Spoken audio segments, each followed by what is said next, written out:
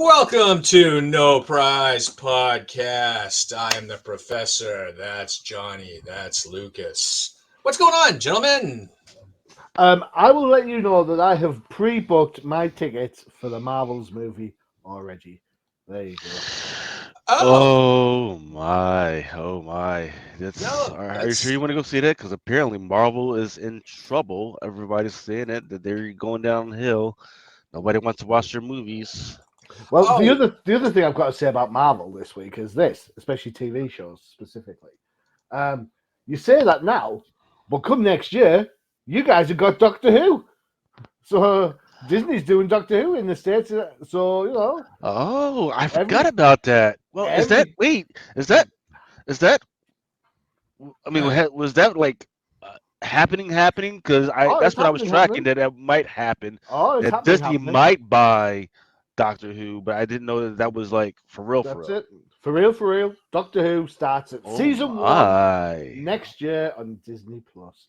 Forget the fact we've had 14 years of the current stuff, and forget the umpteen years we had before.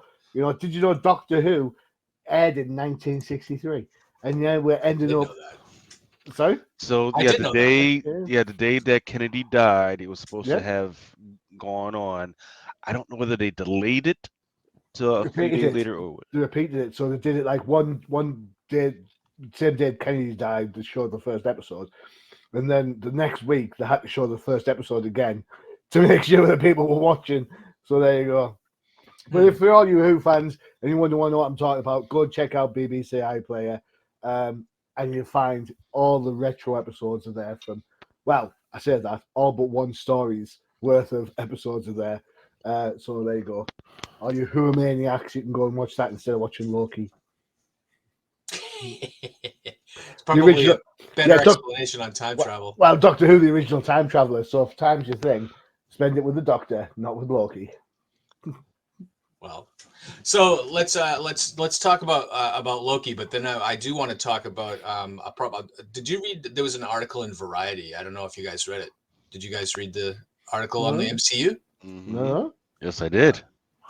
yeah. There was Um, quite yeah. a quite a scathing, not I don't know scathing, but kind of embarrassing if you read about it because it's like, well, there you go. Yeah, that's that when you read about that article, there's a lot of stuff when you pile it all together that makes you really think that there's kind of not a lot of guidance up top, right?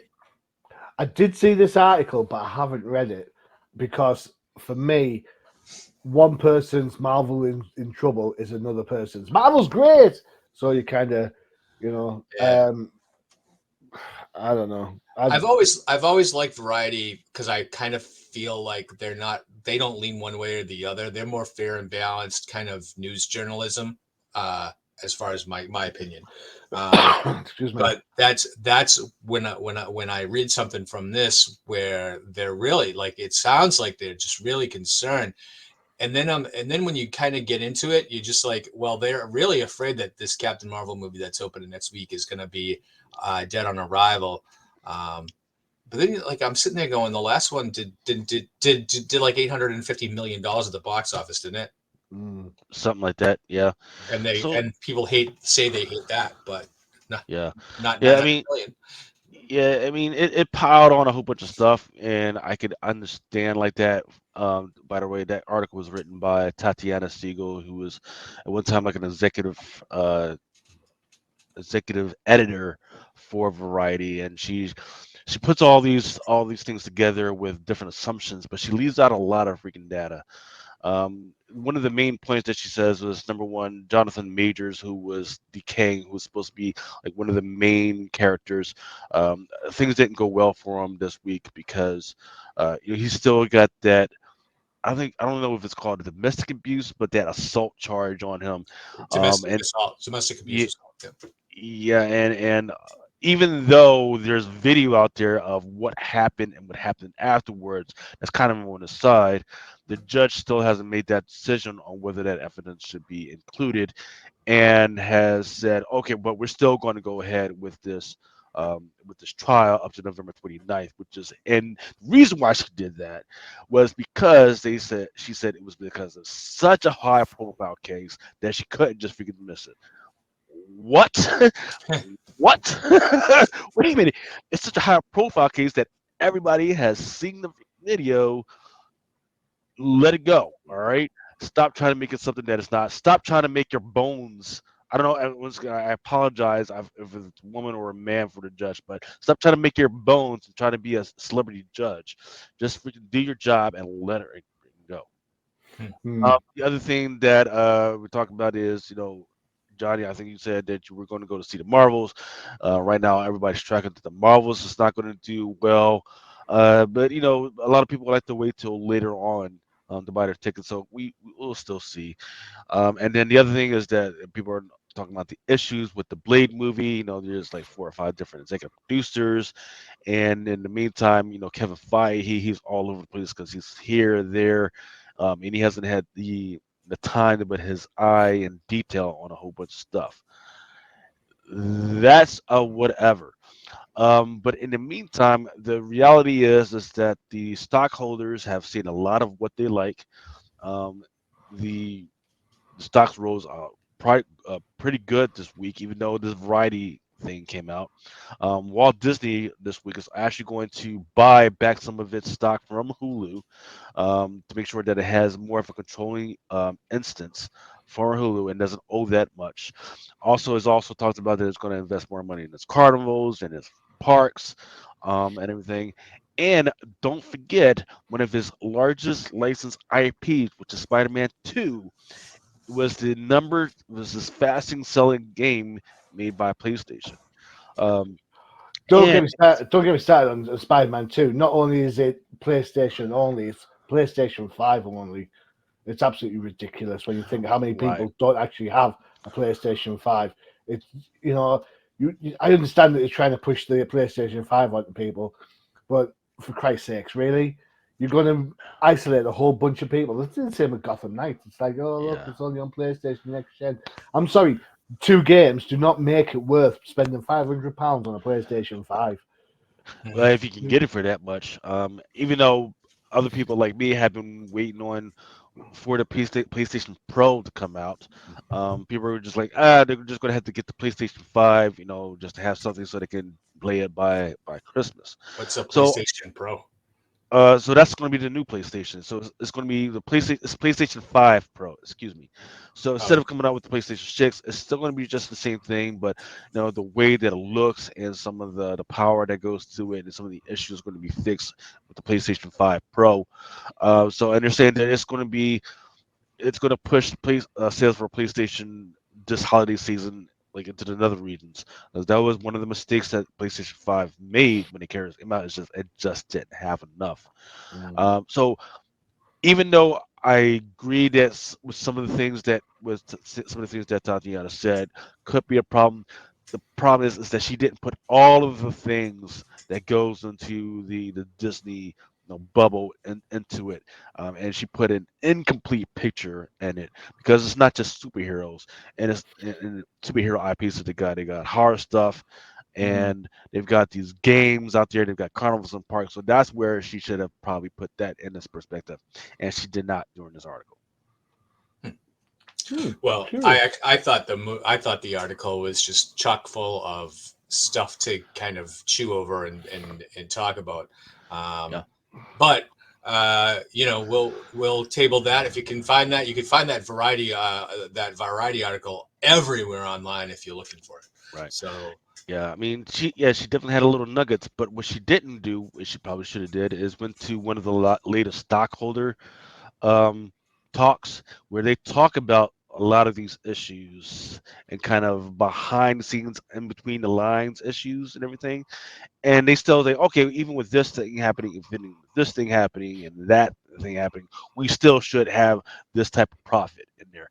And once again, Tatiana, she just came out with these assumptions, and I don't know, she's wrong. But I would say that what we should look forward to is, because we do have this holiday season coming up, there should be a sell off, which is normal. Um, and that's not what I'm worried about. I'm worried about, like, will it be able to bounce back in like the February March timeframe? That's what you should be worried about. For me, I think Marvels will make it on the Disney Plus side rather than cinema. I think we've talked about this before, Yeah. in that we've often said that there's got to be a lot of interest in staying at home. Yeah.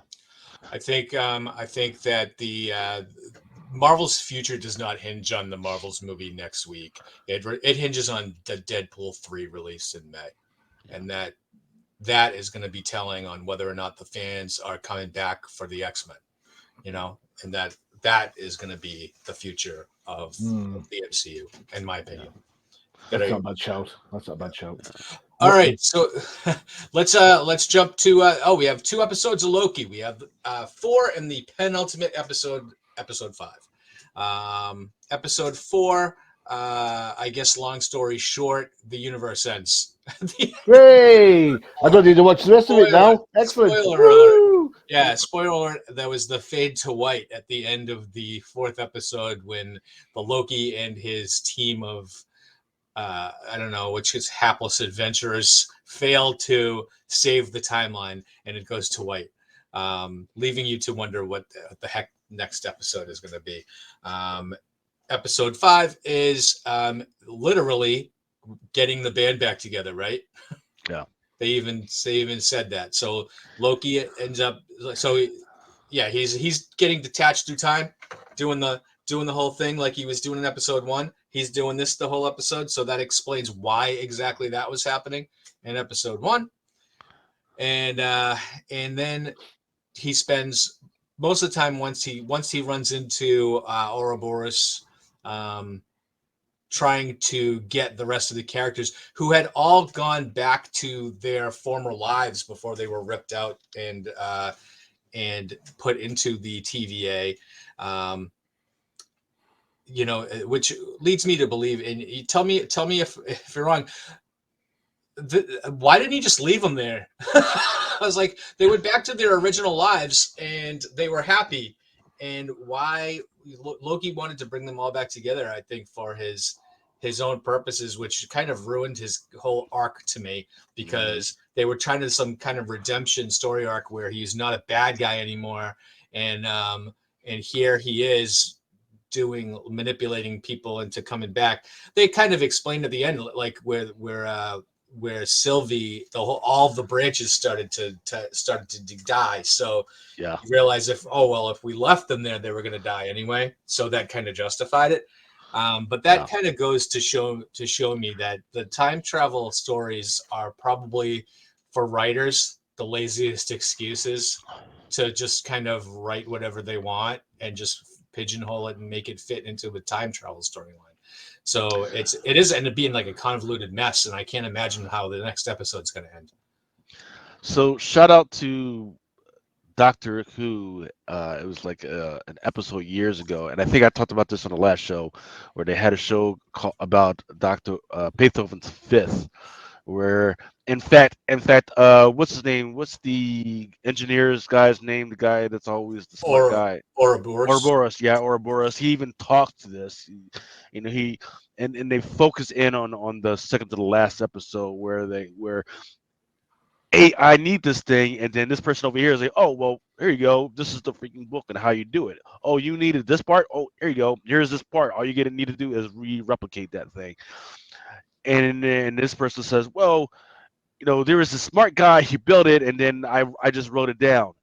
And there's a whole bunch of that stuff going back and forth, where it's back and forth and back together of this technology that just happens to be there, but nobody really knows who exists. Like, hey, this person built it, but this person wrote it down, right? So there's that whole Beethoven's Fifth freaking OODA loop.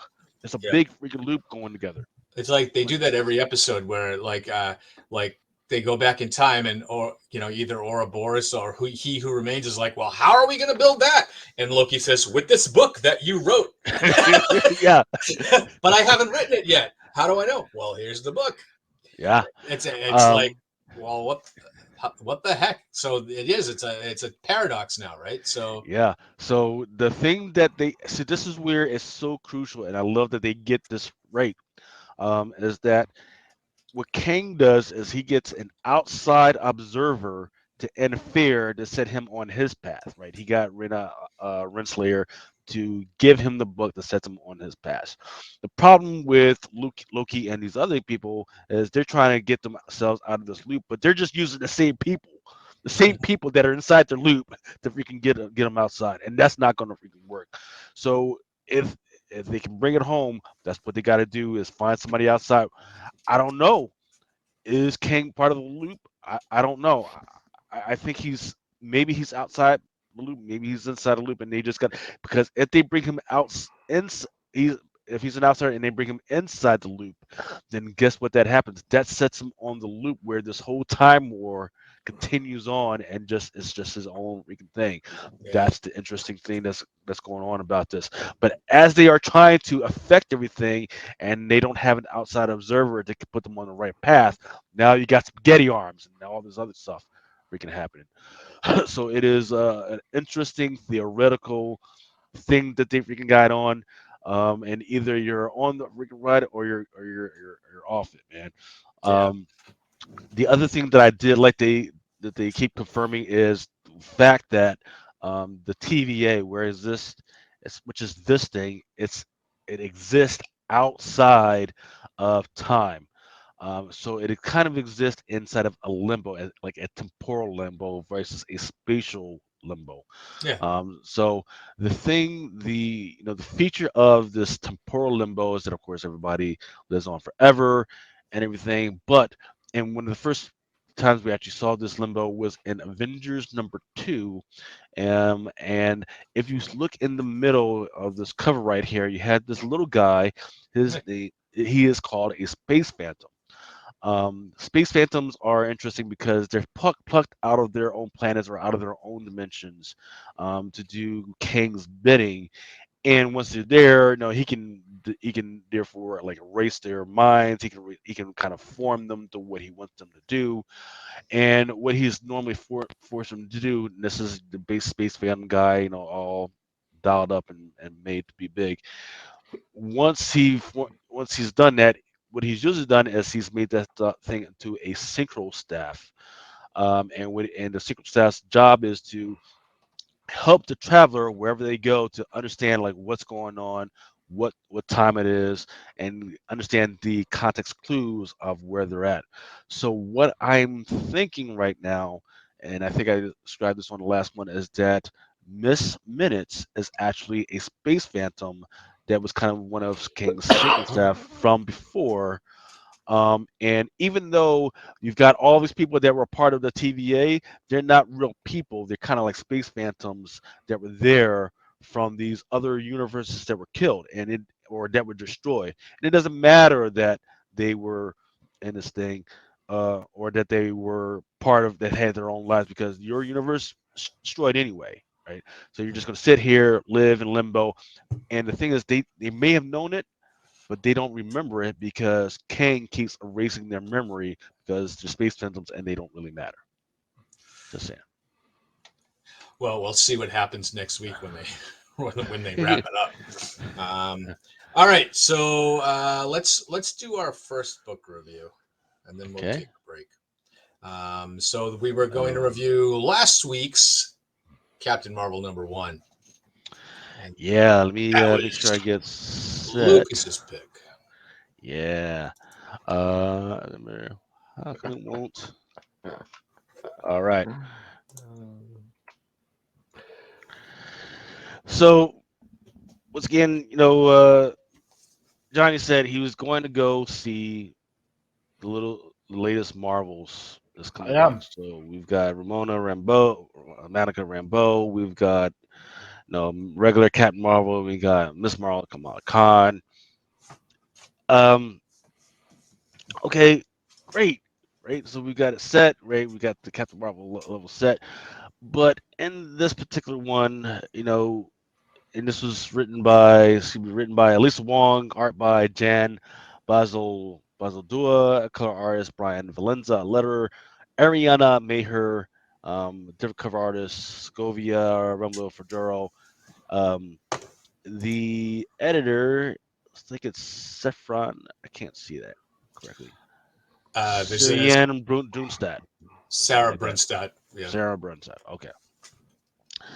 Um, so in this particular story, it's revealed that a young cat burglar, her name is Yuna Yang.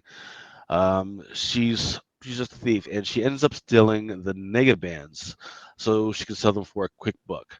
But she's unaware of the negabands kind of properties, and she becomes permanently cosmically paired now with Carol. This of course creates a problem for Captain Marvel, who's like literally in the middle of a fight with this other new villain. Her name is Omen, and Omen and herself, she's got these abilities to jump in between like wormholes and negative zones, and it's kind of weird what she's able to do. Now the Nega bands, they're powerful rugs from the Kree Empire. They grant the wearer incredible powers such as flight, super strength, and the ability to shoot energy blasts. And this is now what they've given into the hand of a thief, mind you. What I'm trying to understand is, okay, you've got these three Marvels that are out there. Now, are we saying that there's a new Miss Marvel? Are they saying that now that because Kamala Khan is actually a mutant, okay, now she's not a Miss Marvel, she's just Kamala Khan, and now we're gonna move in this new Miss Marvel? Is that what they were trying to say? Uh, I don't don't get think it. so. I think so. I think excuse me. so. I think that's what they're trying to do, and it's crazy. Um, Well, they have several Spider-Mans running around. Why can't they have several Ms. Marvels? but at least let us get through the movie before you introduce a new Miss Marvel character. This is Well, nuts. I think the important thing about this issue isn't the character, it's the function of the negabands. Because what we're going to see in the movie next week is the clang and the people swapping. And that's what this is bringing back, which we haven't seen in forever.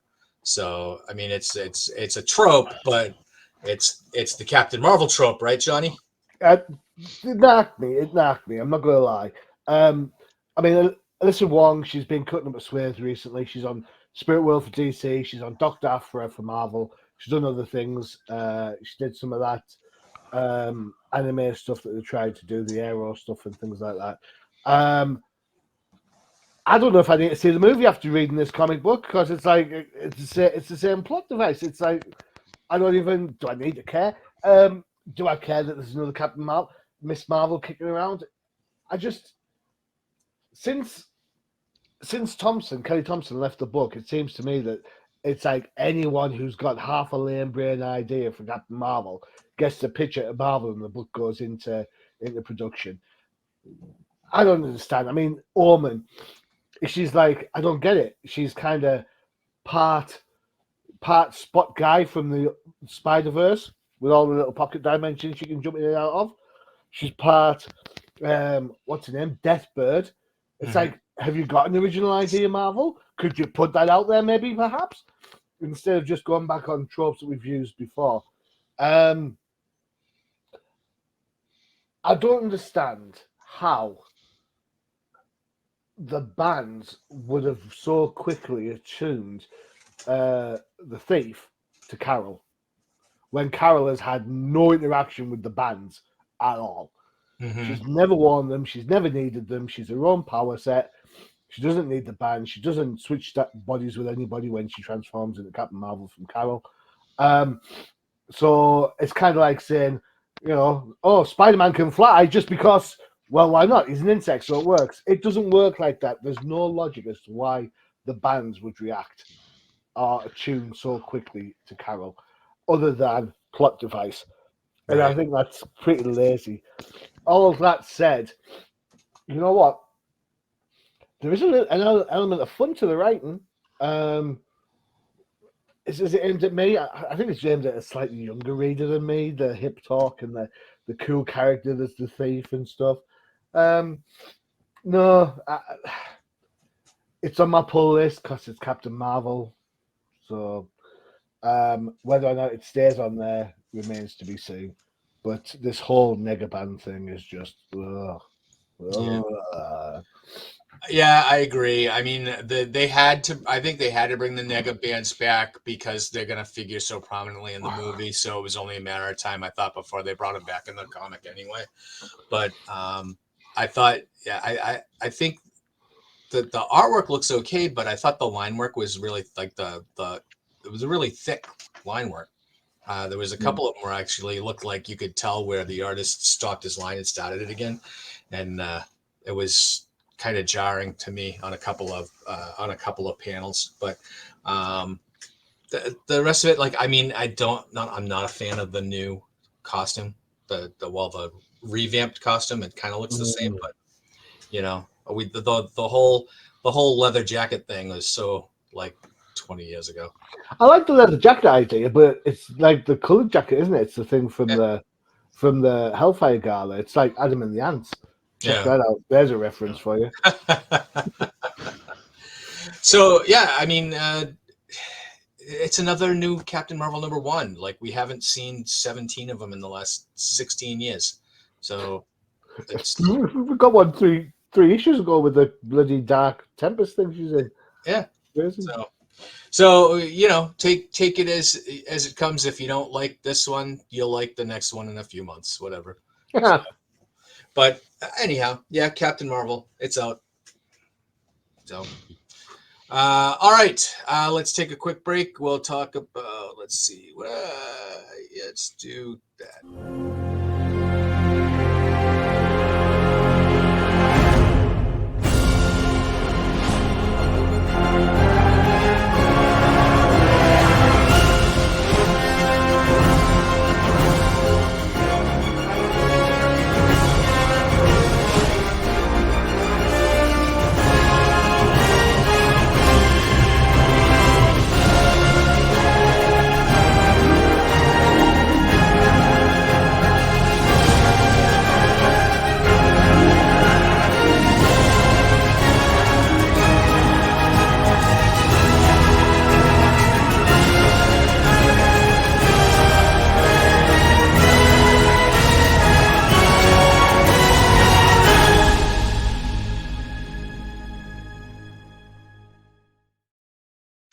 All right, make sure you check out Crisis in the Toyverse, starring Bobo, and all the latest and greatest toys that are coming down the pike.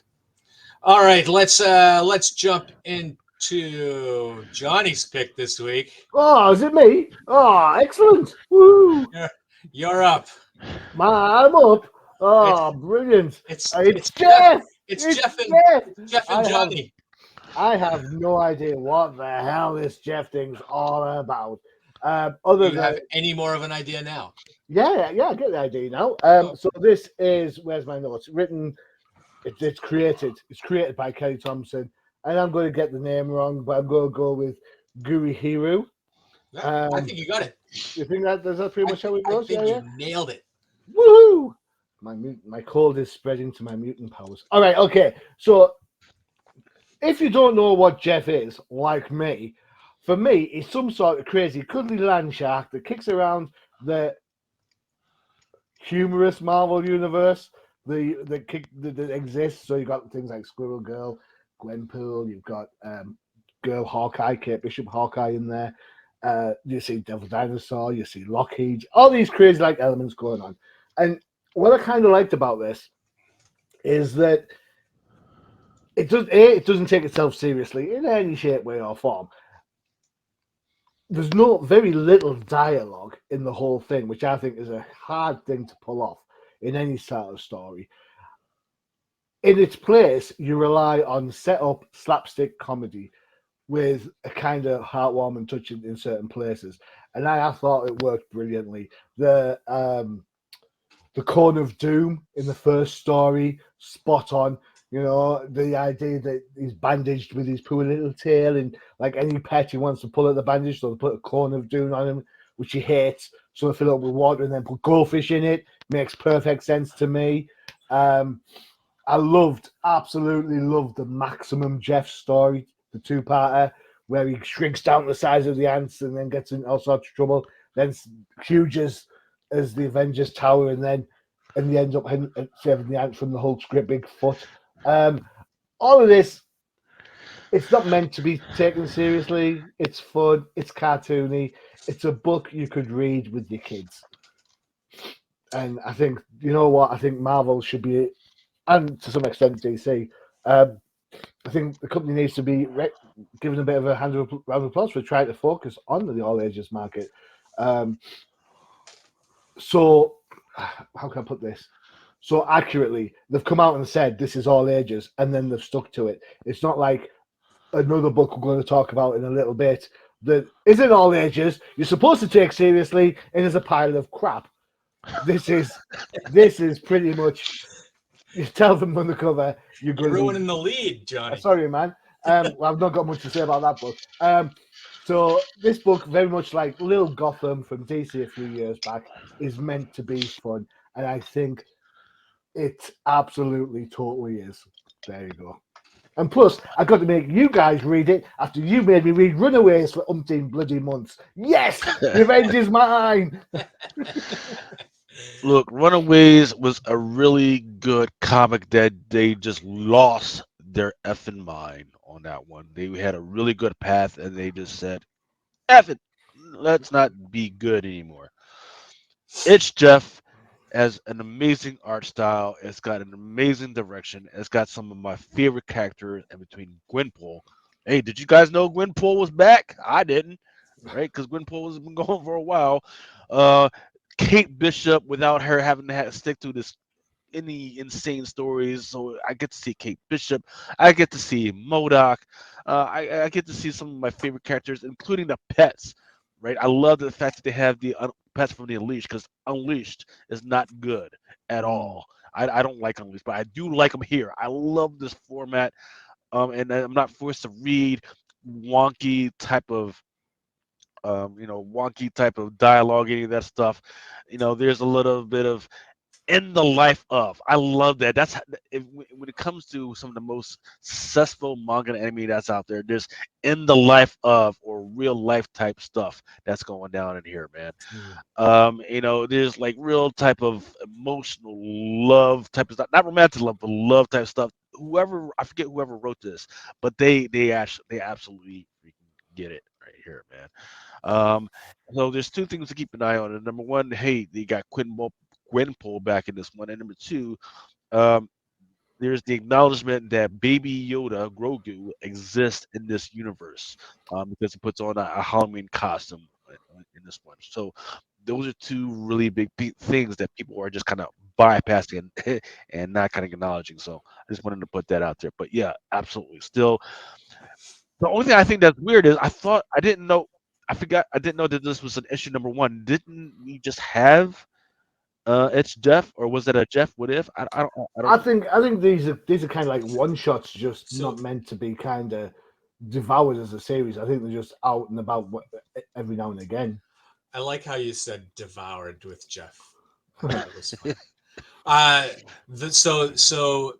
This It's Jeff is actually a collection of the digital comics that were released on the Marvel Unlimited app.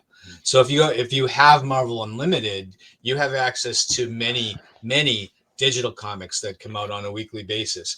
And It's Jeff is one of their most popular comic strips that comes out. So if you notice these stories were like maybe 2 or 3 pages at the most. Mm-hmm. And so that's what they release it as, like a 3-page real quick thing. So this book is actually just a collection of all the digital comics. So I did not think that. Yeah.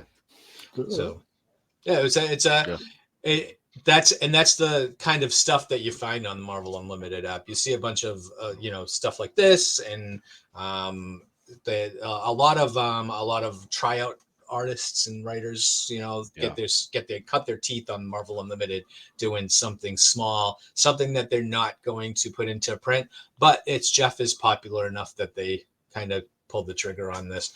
I have to admit, not the book that I would pick up in the store or even look at, really. But you liked it I Go did. on. You It's you cute. say you It's smiled. it's cute. It is something that, if I had a grandkid or something, I would sit, I would show them the artwork, and I would show them that's Jeff, and he's cute, and he's a cute little shark. It's interesting. I would much prefer to see Jeff in a story like this as opposed to in a mainstream story like he showed up in West Coast Avengers, or Yeah. like the Hawkeye series and stuff. That's where a character like this here belongs, not in the regular 616. So Yeah, I agree with that. I think I think there has to be a place, and that place is kind of the Marvel humorous universe. I'm all right with that. yeah, If you yeah, start flinging webs like Spider-Man, then I'll be like a little yeah. bit annoyed. And correct me if I'm wrong, but Jeff first appeared in Deadpool, right? It was a Deadpool character for a while.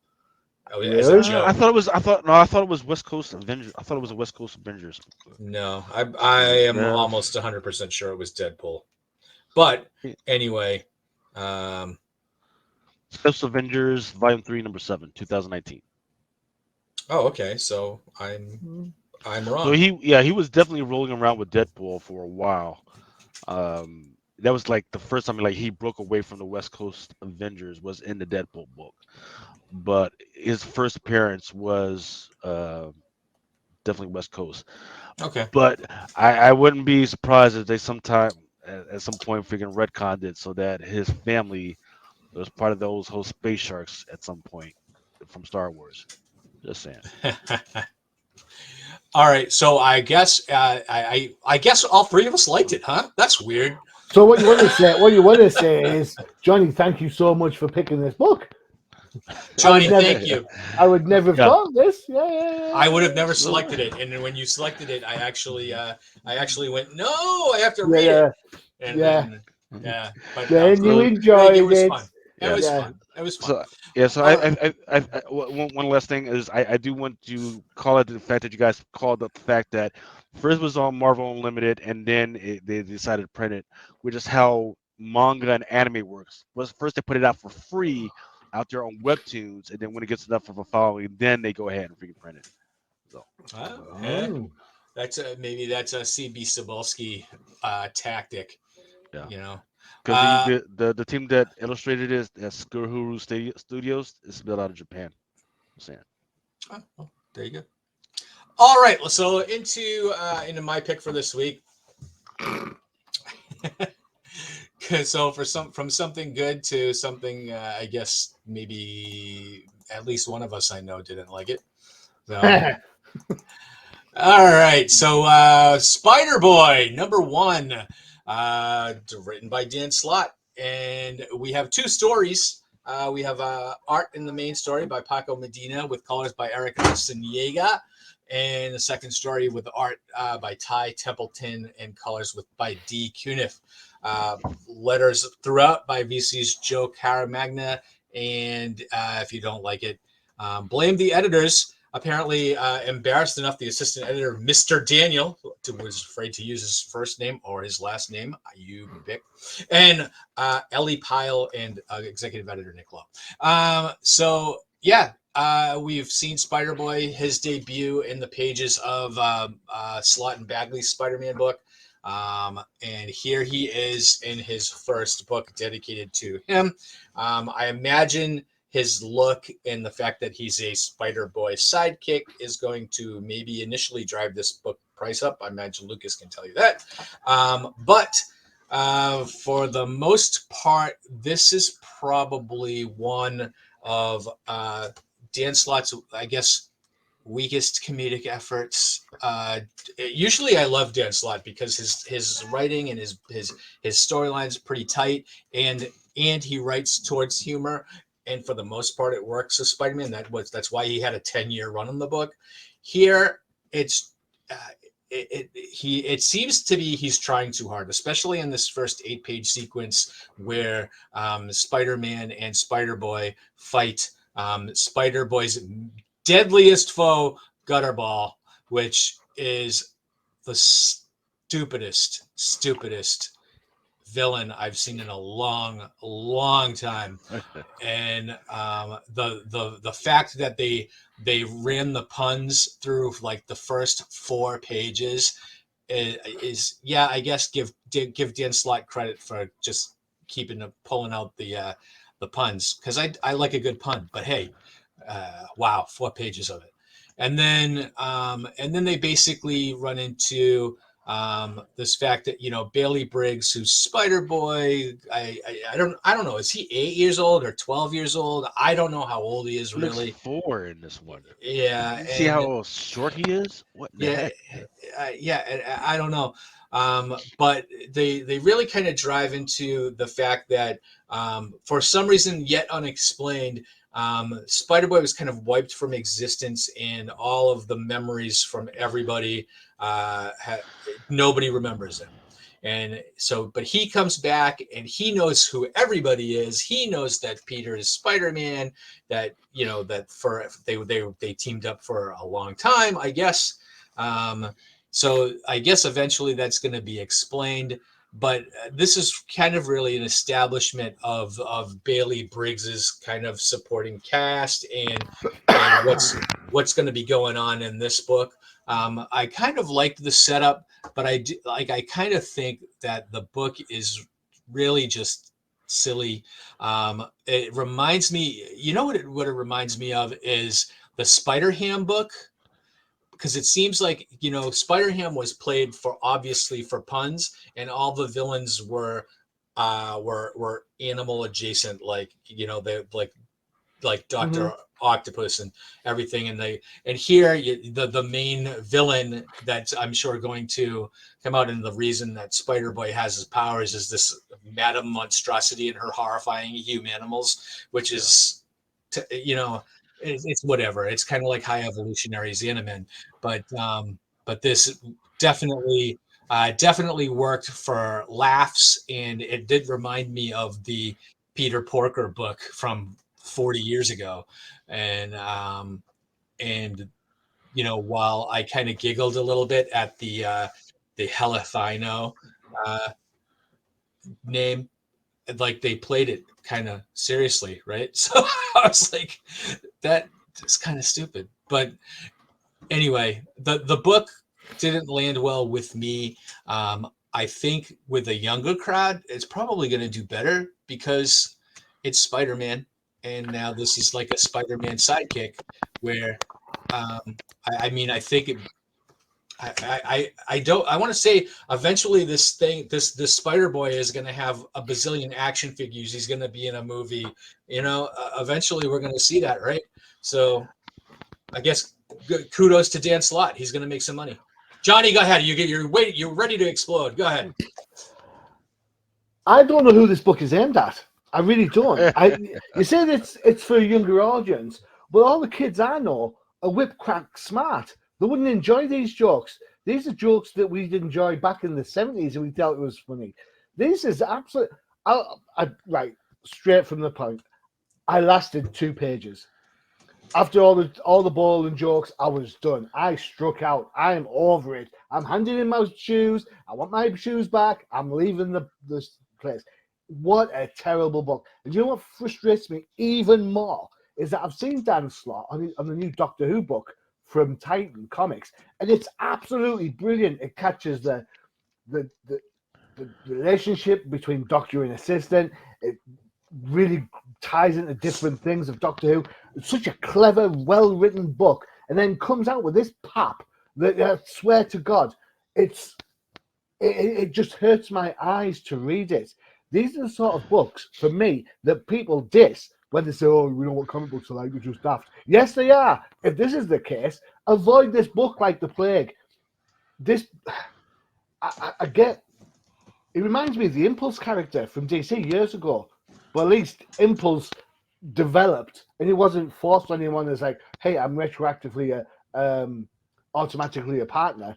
You know, the whole Impulse thing was a kind of contrast to the existing Flash world. This is supposed to have been there all the time. Forget it. This is exactly what's wrong with Spider-Man. There's just too many goddamn spiders. Yeah. Well, Well, that's yeah, yeah. With Spider-Man, and that's the one thing that flies against Peter for me is Peter would never put an 8-year-old boy in danger like this, no matter no matter how much sympathy he feels towards the fact that the kids, nobody remembers him. Peter would still be like, I never would have put you in danger anyway. So No one remembers you. Great. Let me put you in danger so no one can remember you after you get killed. Yay!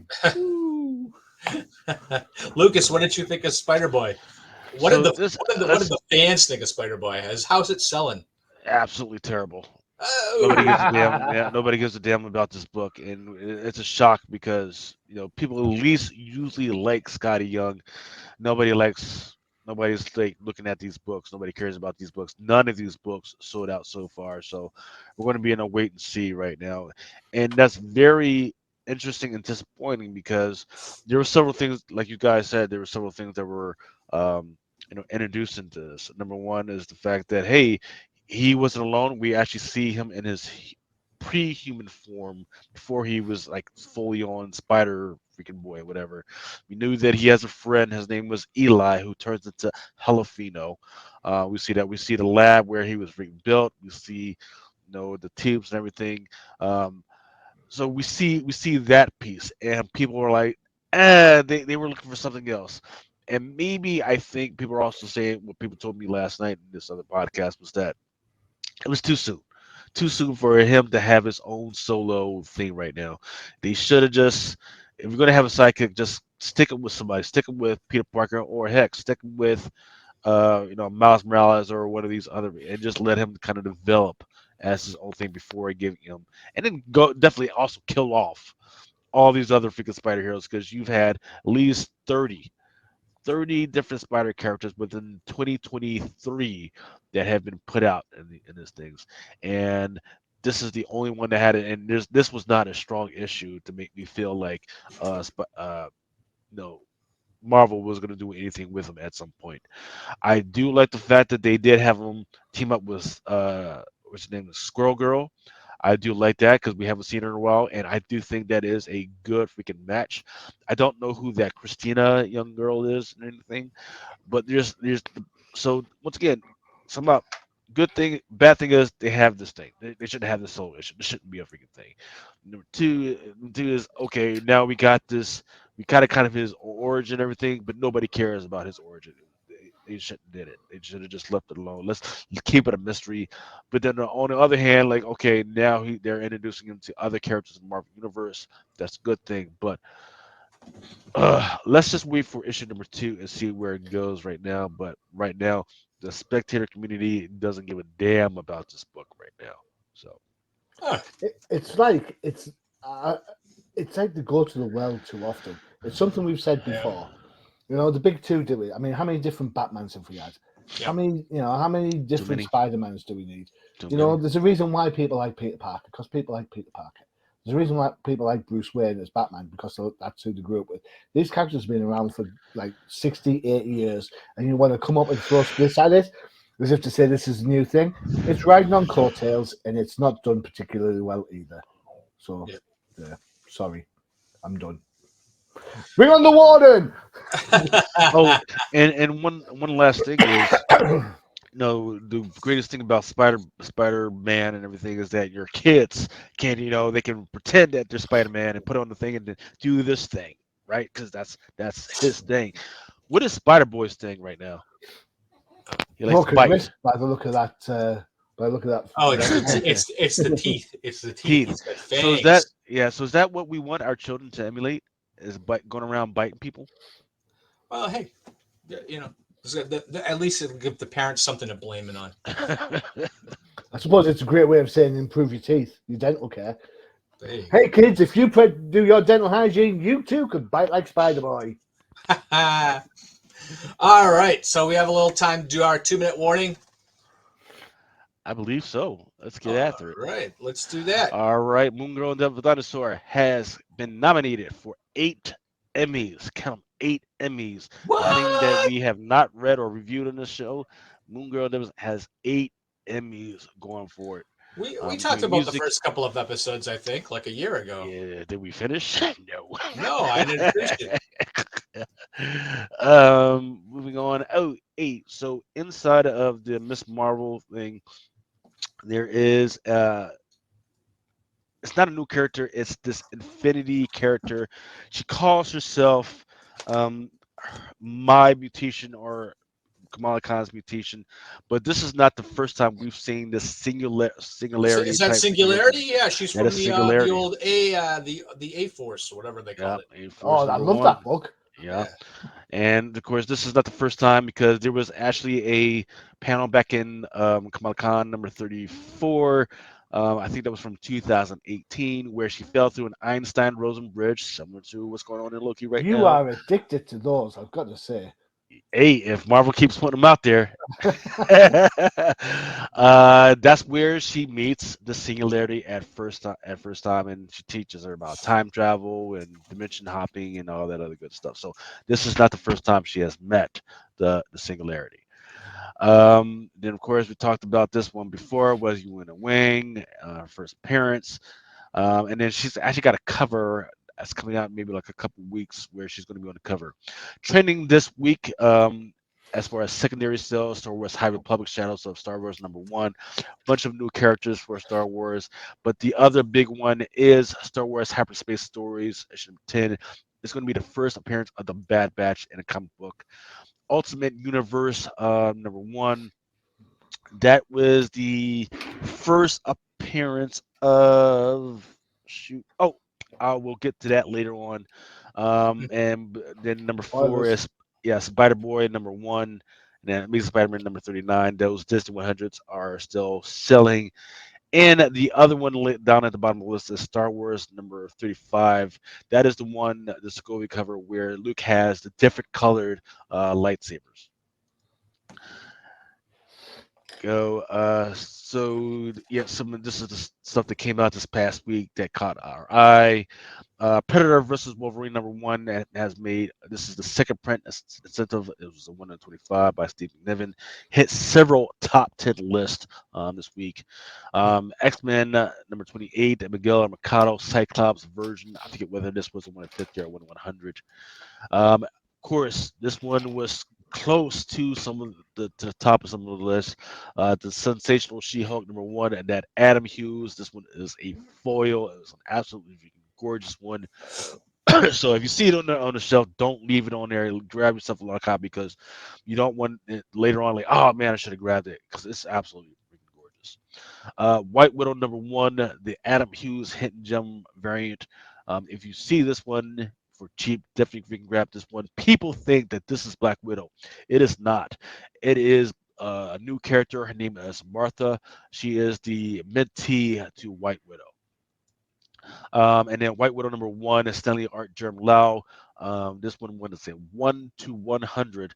This one is selling for $200 right now. That kind of looks like the White Queen cover from a few months ago. It does. It does. But I do like the fact that they are using the webbing as kind of like a furniture piece. I really do love that one.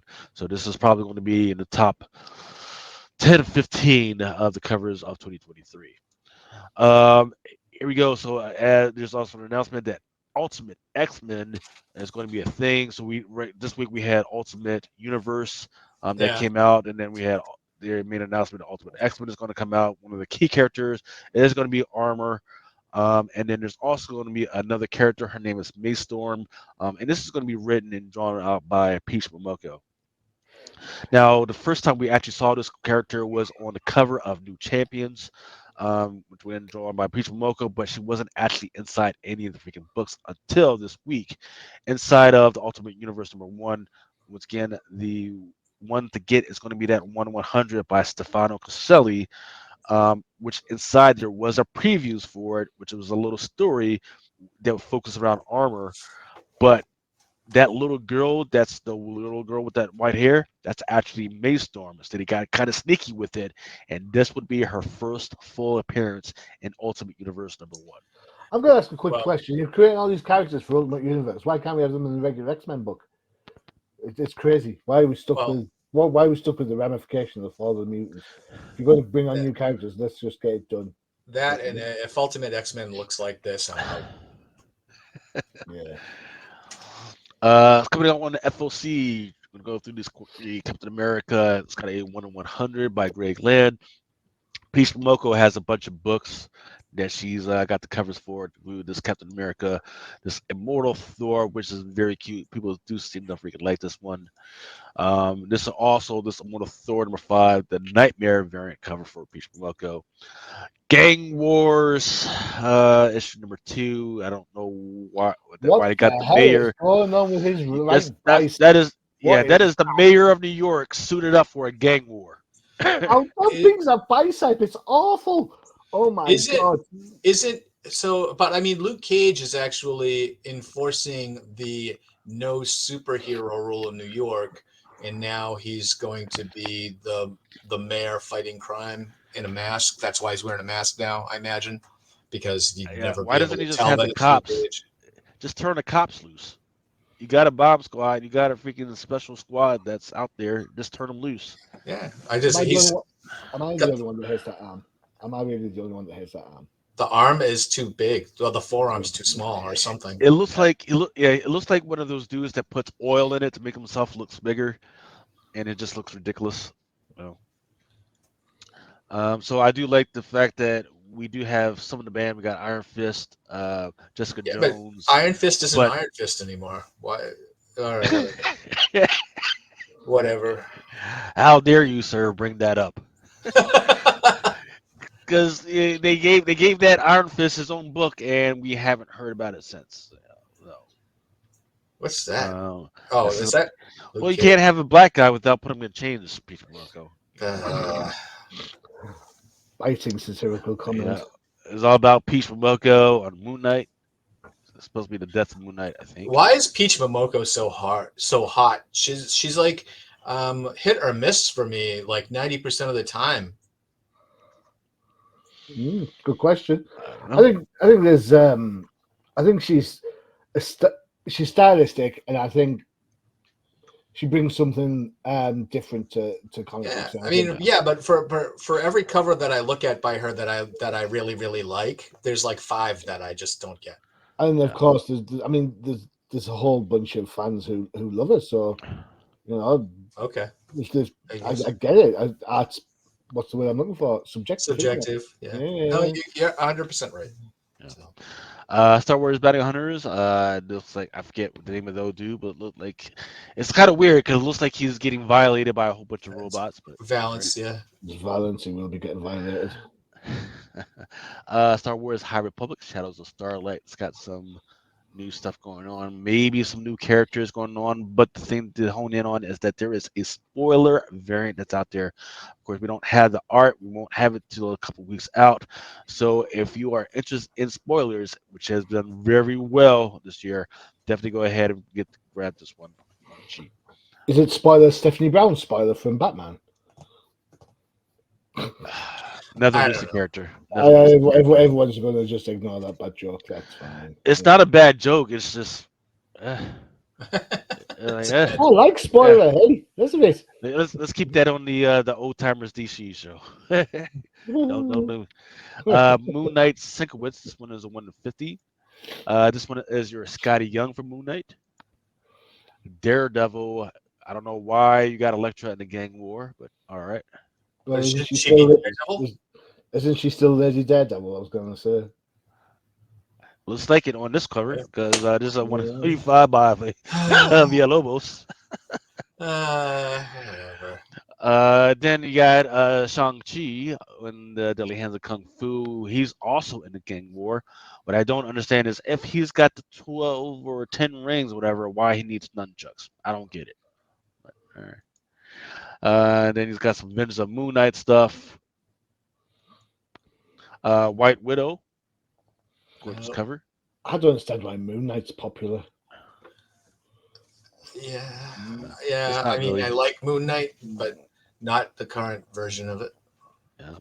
All right, to take us home into the stuff that's coming out this Wednesday. Not November 1st.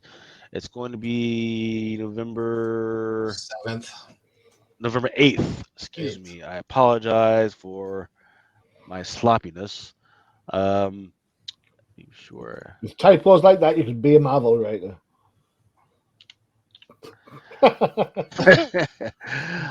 Sold out right now is X-Men Red number 17. This is a Castellana special. Then we got X-Force number 46. This one is also sold out. But then there's also a 125 by Jeff DeCall. Amazing Spider-Man number 37. It's got several covers. They're all sold out. I'm not tracking what's going on or whether there's a first appearance or not. But is anybody reading Amazing Spider-Man still, or has the ghost been? I'm still reading it, but whatever. yeah, it got rec rap running all over the place, and I'm Terrible. Terrible. yeah. So if you think Spider-Boy is bad, Rick Rack is worse. Yeah. You got the Amazing Spider-Man number 37, that 1/100, part of that Disney 100 set. So people are definitely going to want to hone in on that one. You got a 1/25 by Arthur Adams. Part of that PlayStation Spider-Man number 2. There's the apocalyptic suit that's out there. It's sold out as well. And even the cover A is sold out. So I'm at a loss for why all of these sold out, but it's a thing to keep an eye out on. Huh. Gods number 2, they sold out as well. I'm kind of apathetic about what the heck is going on in this one. Even though I do like Mike Del Mundo, the art here is crappy, and I do like Alan Qua. It's just not moving a meter for me, but people seem to like it.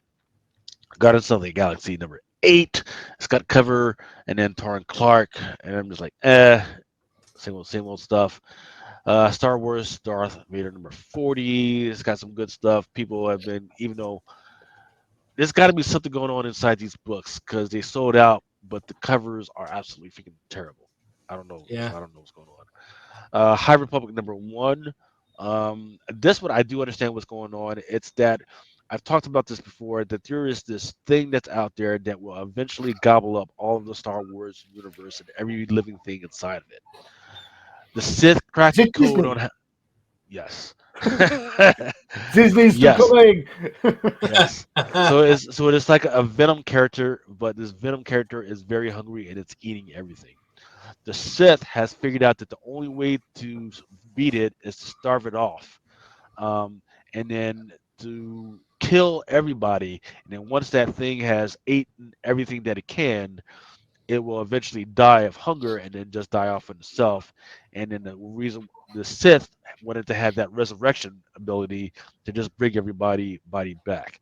So Also, the Sith are good guys. Not yes, just that's a part of the lore, man. even That's if what. it's going to bring back the Jedi, because if I was the Sith, I'd be like, yeah, leave them alone. Yeah, that's why the Sith are very intent on having these wars, to kind of keep on the pace of everybody freaking dying.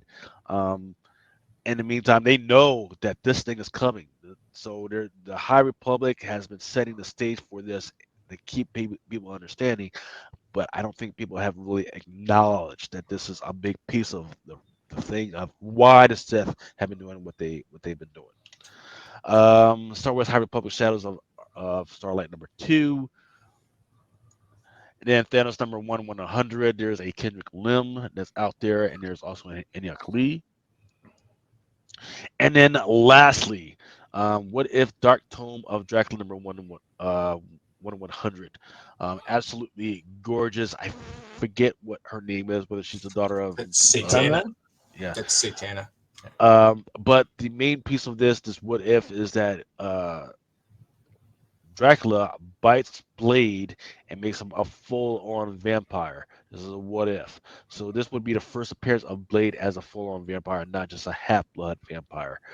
So that's why people have been going after this. Also written by Marv Wolfman, who wrote the original Tomb of Dracula series. So yes, yep.